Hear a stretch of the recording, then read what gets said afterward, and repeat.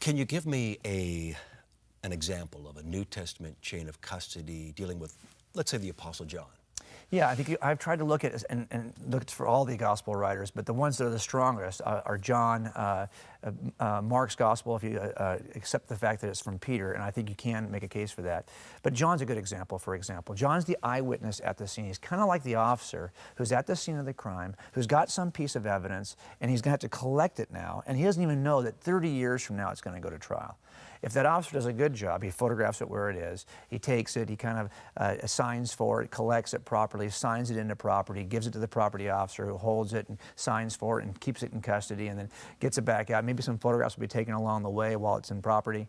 Then he's going to sign it out to a detective who will sign it into a criminalist, who will sign it out to a detective who will sign it into court. That's our chain of custody. Well, John's got a similar approach. He writes something. And then he has three students, Ignatius, Polycarp, and Papias. We still have the writings of Ignatius and Polycarp. And so we can look at those writings as a Polaroid of sorts, a snapshot of that ancient piece of evidence, the testimony of John, and see if it's already, did John really call out Jesus as a miracle-working Son of God who rose from the dead? Maybe John just described Jesus as a simple rabbi teacher, somebody who's an itinerant preacher.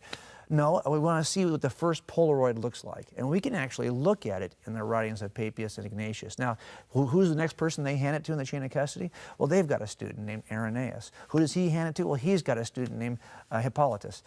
So I think we can look at this and say, what is the snapshot that's taken by John, by Ignatius, by Irenaeus, by Polycarp, by Hippolytus? And we can follow it down toward the actual courtroom, which is the Council of Laodicea, where it's finally they lay it out. This is what the Gospels we can trust are.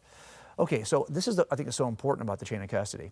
If we look at those early Polaroids of Jesus, you're stuck with the same Jesus that we know and love today. If we lost the writings of all the Gospel writers, if we lost all the work of John and Mark and Matthew and Luke, you just had the first generation of Polaroid takers, the disciples who studied under those men, you'd be stuck with the exact same Jesus we have today, the miracle-working Son of God who rose from the dead.